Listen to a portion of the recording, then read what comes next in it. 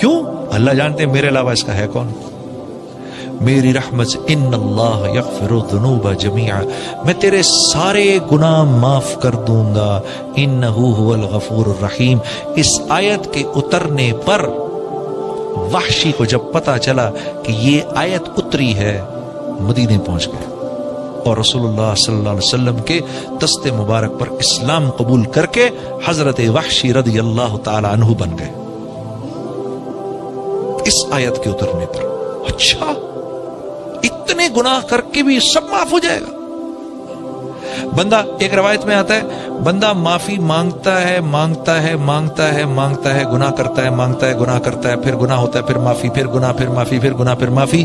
پھر اللہ پاک فرماتے ہیں میرے بندے دیکھتے ہیں کہ تو معافی مانگ کے تھکتا ہے یا ہم معاف کر کے تھکتے ہیں. ہم معاف کر کے نہیں تھکیں گے، تو معافی مانگ کے تھک جائے گا. میرے دوستو، شیطان کے چکر میں مت پڑنا. ہاں، مولانا اشرف علی تھانوی صاحب کے پاس ایک آدمی آیا، حضرت ایک گناہ سینکڑوں نہیں ہزاروں دفعہ کر چکا ہوں، ہر دفعہ کر کے معافی مانگتا ہوں، کیا کروں؟ آپ نے فرمایا معافی مانگنا نہ چھوڑنا، مر کے جب اللہ کے سامنے جائے گا تو ایک ہی گناہ لے کے جائے گا. معافی مانگنا نہیں چھوڑنا. کیوں؟ ان اللہ یحب التوابین، ان اللہ یحب التوابین. اللہ فرما رہے ہیں مجھے یہ جو توبہ کرتے ہیں نا بار بار گناہ کر کے، ان سے بڑی محبت ہے. محبت کیسے ہوتی ہے؟ محبت کیسے ہوتی ہے؟ ہاں،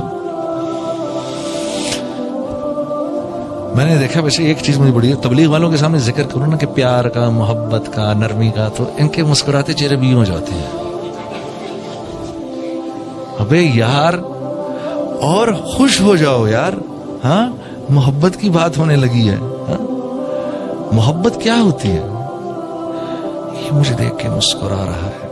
ابے نہیں، تجھے نہیں، وہ اپنا کسی کام سے. ہاں، یا میری بیوی یا ناراض بیوی شاید مجھے دیکھ کے مسکرائی ہے. ابے آپ کو نہیں دیکھ کے مسکرا رہی، وہ اپنے بچوں سے کھیل رہی ہے. نہیں، مجھے دیکھا ہے. آدمی اپنے پہ منسوب کرتا ہے ہر چیز. میرا ناراض دوست یار شاید ابھی خوش تھا، شاید میری وجہ سے خوش ہے. نہیں، آپ کہتے ہیں وہ تو ساتھ والے سے بات کر رہا ہے. آدمی جس سے پیار کرتا ہے ہر چیز کو اپنے سے منسوب کرتا ہے. یہ پیار کا طریقہ ہوتا ہے، پیار کا انداز. یہی بنیاد تھا اس بات کی. یا سنم یا سنم یا سنم یا سنم یا سمد لبیک یا عبدی لبیک یا عبدی لبیک یا عبدی. فرشتوں نے کہا یا اللہ یا اللہ یا اللہ. غلطی سے نکلا ہے منہ سے. تو اللہ پاک نے کیا فرمایا؟ ہاں، اس کے منہ سے تو غلطی سے نکلا ہے، ہمارے سننے میں تو غلطی نہیں ہے. چلو، اسی بنیاد پر آج سے یہ میرا ہو گیا. ہاں، ان اللہ یحب التوابین. اللہ توبہ کرنے والوں سے پیار بہت کرتے ہیں، بہت زیادہ پیار کرتے ہیں. تو میرے دوستو، ہاں، عبد الرحمن بن ثعلبہ، عبد الرحمن بن ثعلبہ کا واقعہ آپ کو سناتا ہوں. نوجوان صحابی تھے، رسول اللہ صلی اللہ علیہ وسلم کی خدمت میں آیا کرتے تھے. رسول اللہ صلی اللہ علیہ وسلم کی خدمت میں آیا کرتے تھے عبد الرحمن بن ثعلبہ. تو ایک دفعہ اللہ کے نبی نے کسی کام سے بھیجا. جب کسی کام سے بھیجا تو وہ جب یہ نکلے ہیں باہر تو ہوا چل رہی تھی، تو ایک صحابی کے گھر کے باہر کپڑا پڑا ہوا تھا. تو وہ کپڑا اٹھا تو ان کی نظر پڑی گھر کے اندر. تو وہاں دیکھا کہ صحابیہ کی جو گھر والی تھی وہ نہانے کے بعد اپنے بال سکھا رہی تھی. تو ایک سیکنڈ کے لیے ٹکٹکی بن گئی. ایک سیکنڈ کے لیے ایک دم خیال آیا یہ میں نے کیا کیا. اف، یہ خیال آتے ہی اپنا سر پکڑا اور بھاگ کے مدینے سے باہر جا کے پہاڑوں پہ چڑھ گئے. مدینے کے باہر آتش فشاں پہاڑ تھے ارد گرد. یہ ان پہاڑوں میں جا کے بیٹھ گئے، چھپ گئے. اللہ کے نبی انتظار کر رہے ہیں. عبد الرحمن کو بھیجا، آیا نہیں. پورا دن گزر گیا.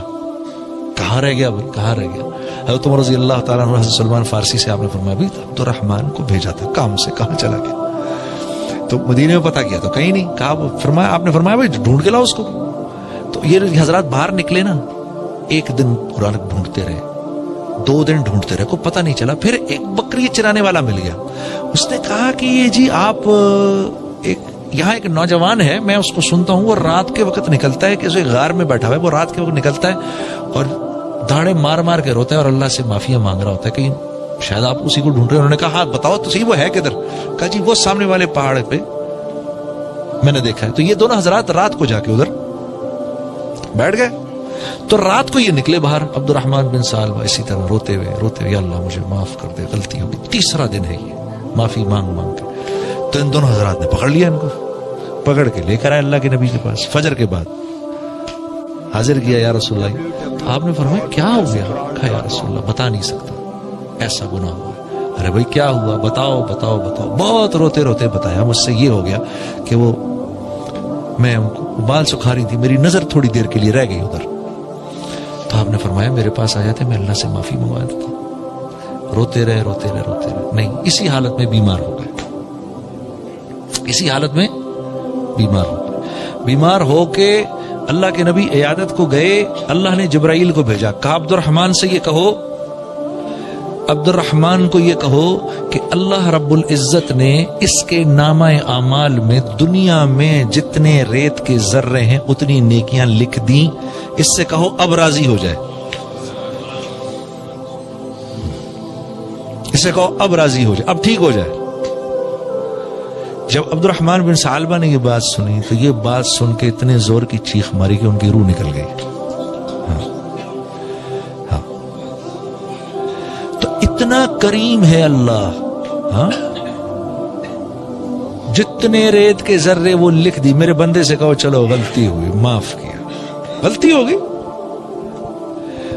غلطی ہونا انسانیت, انسان ہونا, غلطی ہونا اور غلطی ہونا یہ ہمارے اس بات کی نشانی ہے کہ ہم انسان ہیں. اس پر معافی مانگنا یہ بندگی کی بنیاد ہے کہ اللہ پاک فرشتوں سے کہتے ہیں اس کو پتا ہے یہ مجھے رب جانتا ہے, اس کو پتا ہے یہ مجھے رب جانتا ہے. حضرت شبلی رحم اللہ حالت کشف میں بیٹھے ہوئے,